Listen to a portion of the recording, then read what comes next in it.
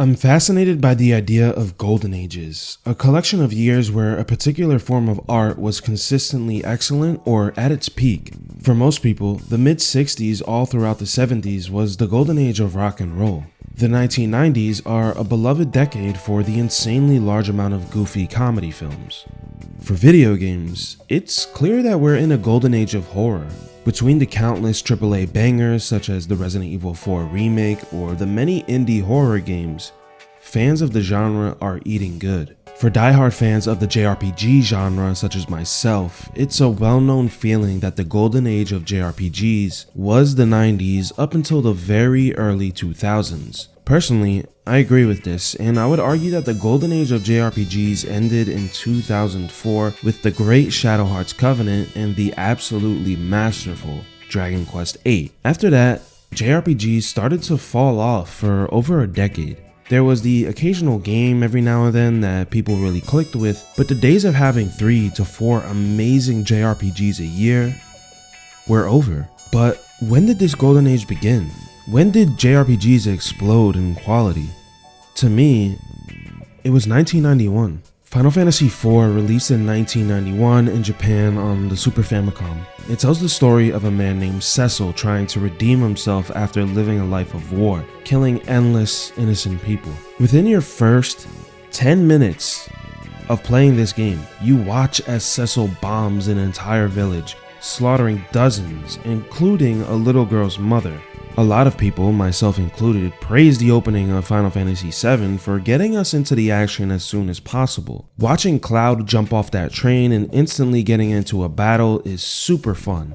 But wow, when I think of an atrocity like this, committed by the main character, our character, within the first 10 minutes, that's pretty nuts even for today. 32 years later, and Final Fantasy IV is still beloved by fans and is said to be one of the series' best entries. For me, it's very high on my list of favorite games ever made. To think that a game with such lovable characters, engaging mechanics, and a true sense of adventure came out 32 years ago is mind-blowing to me. I've said it in past videos and I'll say it again. Square, or as we knew them in the West, Squaresoft, was my favorite video game company in history. It's pretty clear that if you look at their 1990s lineup of games, Square was consistently yearning to tell bigger and better stories, and the new technology of the Super Nintendo at the time allowed them to finally do that. I mean, hell, they even tried getting Final Fantasy IV to work on the NES, but it was just too big.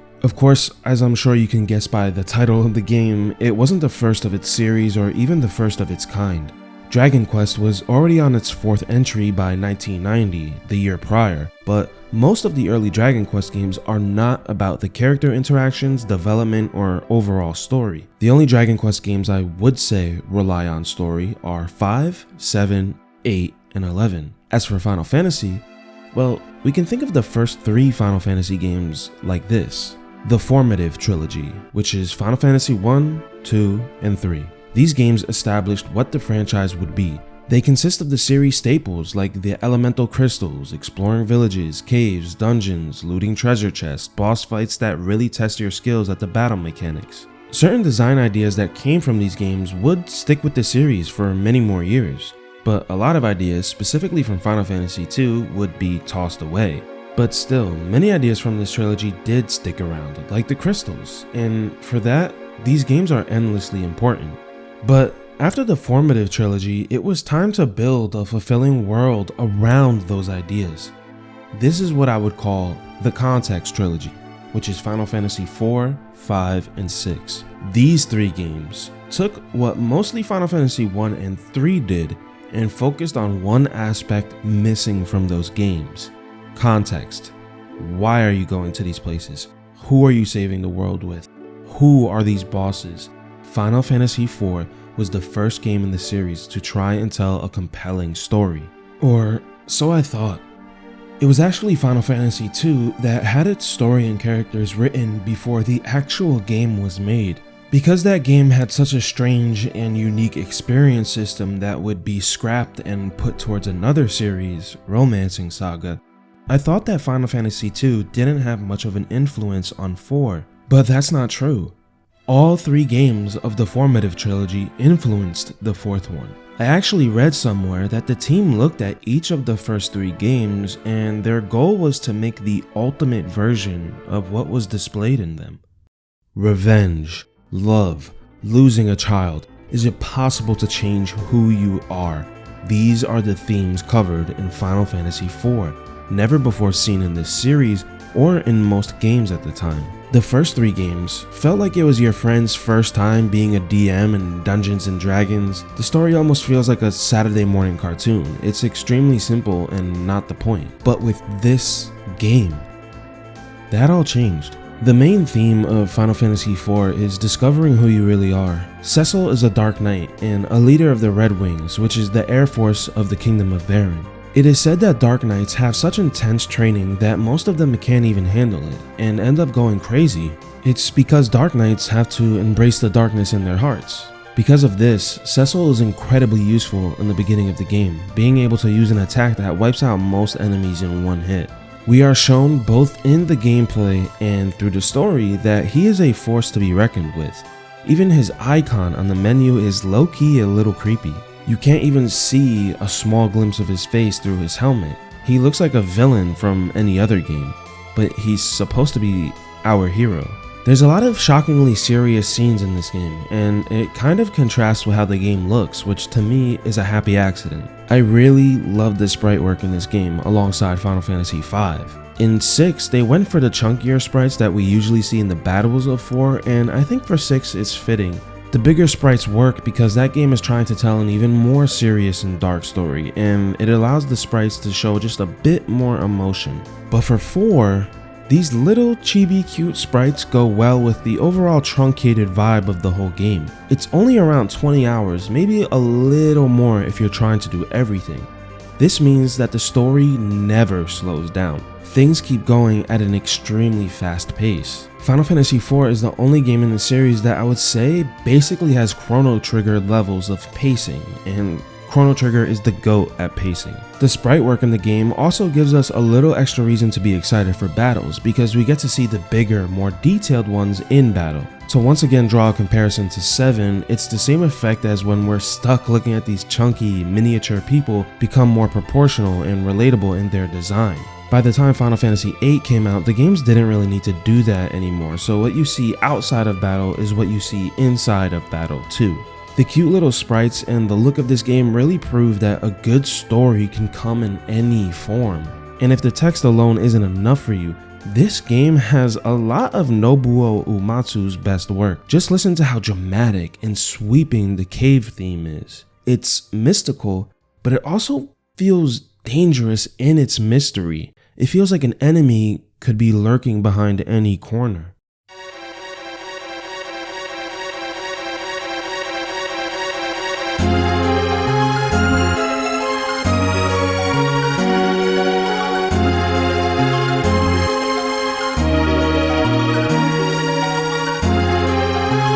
Or this theme, which is when you know shit is about to get serious.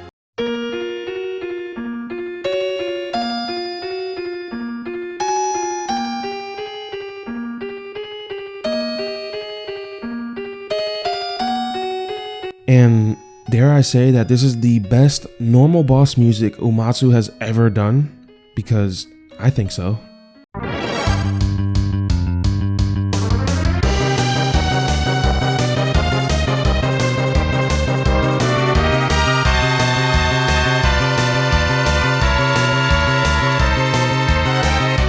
The bass adds so much to these old JRPG battle themes. I often say that the best problem a JRPG can have is when all your characters are very cool and very useful, and you have a hard time choosing just 3 or 4 of them to use in battle. This is a problem I run into in countless games, even, again, Final Fantasy VII. I would love to have a party with Cloud, Barret, Tifa, and Aerith all together, but the game doesn't allow for that, only 3 party members. Final Fantasy IV doesn't have that problem, because the game is always forcing different parties onto you. It's like a deck of cards that keeps shuffling. It also makes replays more fun, because if you know you have your favorite character only for an hour right now, it really makes you treasure that time even more. Tella is one of my favorite characters in the game, so whenever I do have him in my party, I'm excited. But sometimes due to the plot or his own anger, Tella will leave me behind, changing my party. This happens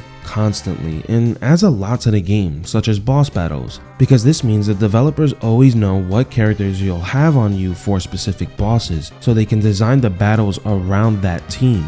I guess I'm pretty lucky too, because there's honestly no characters here that I dislike. I like them all, so the idea of constantly being forced to have different variations of the cast doesn't bother me. Another common scenario or issue, if you will, in JRPGs is when you have a specific party with specific attacks that you do over and over and over again to wipe out monsters. But because Final Fantasy IV is constantly swapping your party members, you'll never feel like you're clicking on the same attacks ad nauseum. The abilities that are within your grasp aren't going to be the same for too long, and what's nice is everybody has cool and unique abilities. Porum and Palom aren't the strongest on their own because they're only 5 years old and still studying magic, but they have this ability called twin magic that allows them to synchronize their magical abilities and unleash a powerful spell. To contrast that, because Tella is an old man who's been studying magic for years, he has access to dozens of spells, which makes him super fun to use. Yang is a martial artist who punches and kicks his way through beasts. You can make him focus for a turn, which means he won't do damage for one turn, but on his next turn he'll do a lot of damage to every enemy on the screen. Kain is a Dragoon who has the iconic attack of jumping really high into the sky and plunging down on his enemy.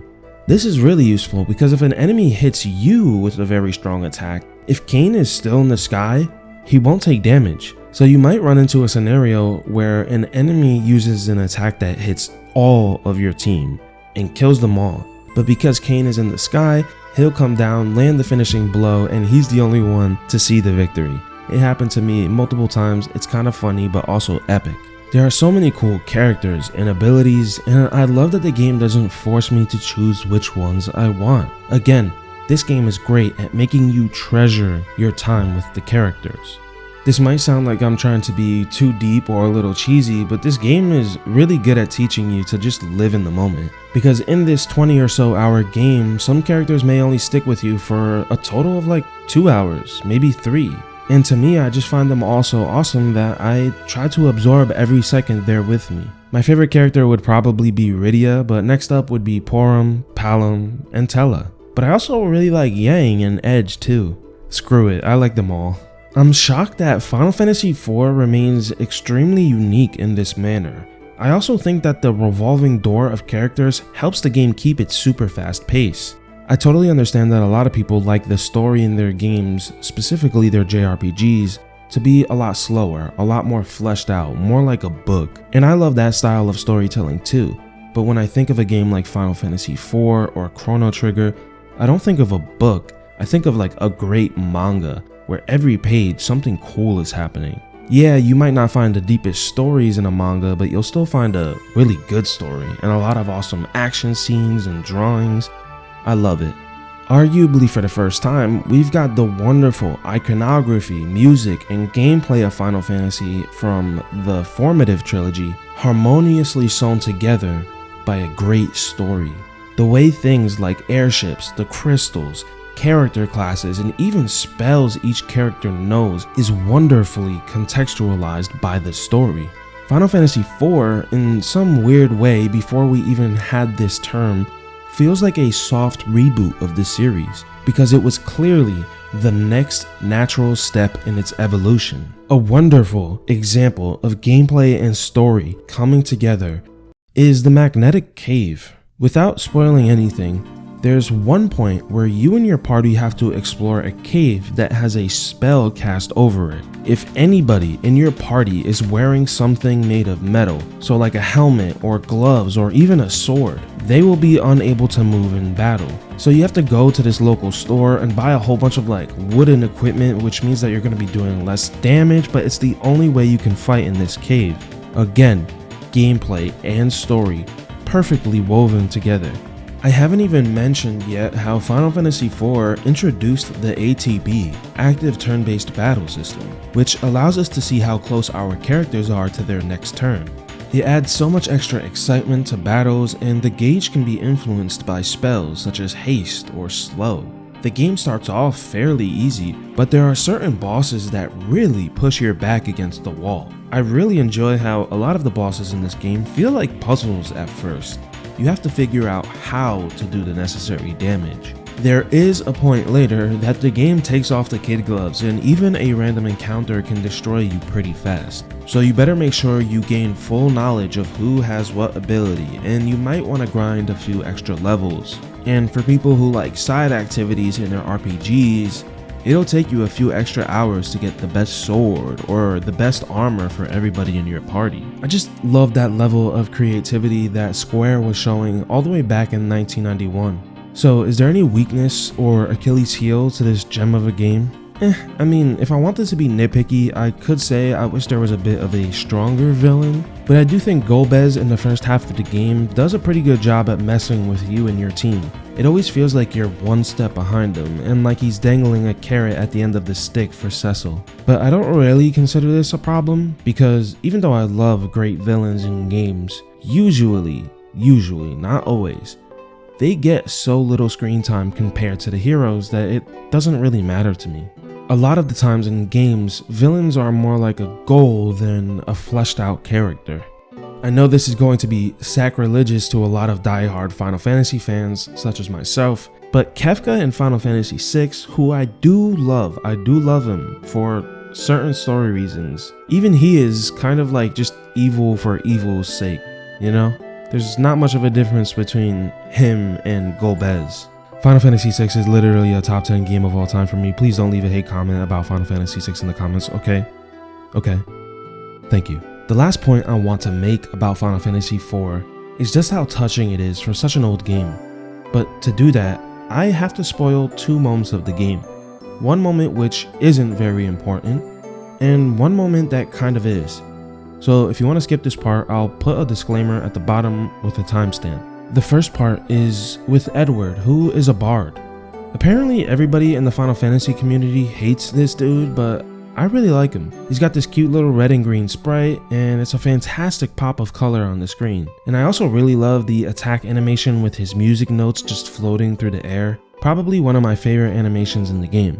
Edward gets a lot of shit for having low stats and for hiding in battle if he takes a lot of damage. He is a cowardly prince who just wants to play music and spend his life with Anna, the woman he loves. To make matters worse, Tella, who is Anna's father, really hates Edward, but Anna is brutally killed by the evil kingdom of Baron, leaving Edward feeling even more afraid and cowardly. So one night, while Cecil and the team are sleeping, Edward goes out for a night walk and plays one of my favorite songs in the whole game.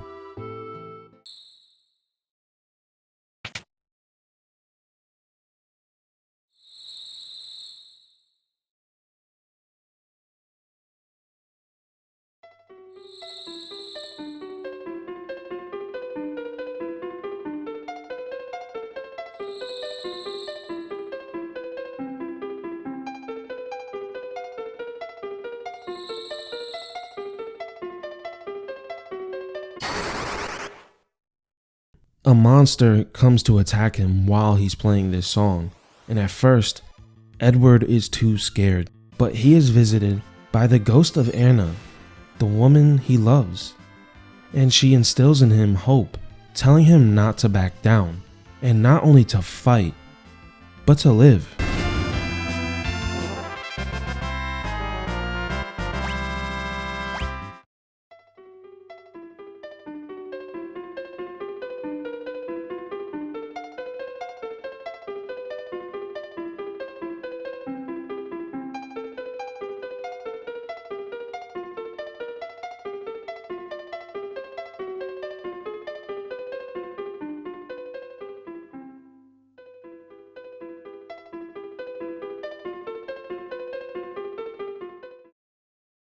The other scene is one of my favorite scenes in all of Final Fantasy. Remember how I mentioned Cecil being a powerful Dark Knight and how he has that attack which destroys most enemies?